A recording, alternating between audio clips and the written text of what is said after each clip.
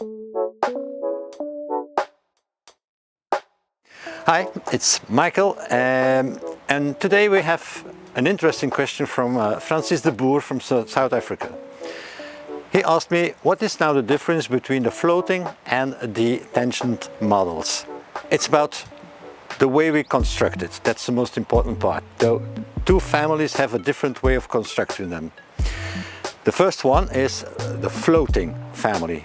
The floating family will be composed out of shelves, like this one, longer, and we make the surface will be made of 3 shelves that are put together with a pen hole system. So you get a kind of a solid hole up, like this. You see the 3 different shelves are in there.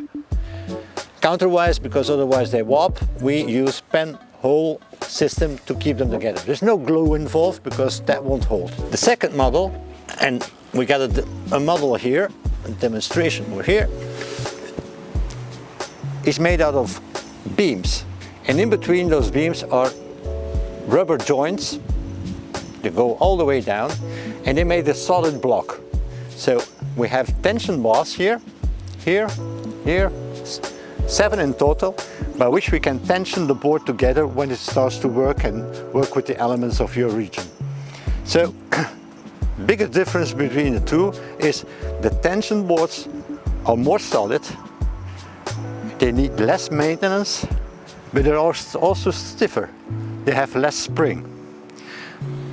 The floating models, however, they will have more spring, need more maintenance, and are less solid. So, in fact, the tension models are made for offshore places, motor yachts, where the floating models, the most popular models, are for classic regions.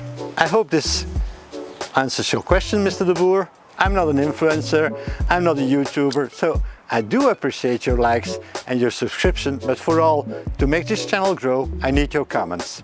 Thank you very much.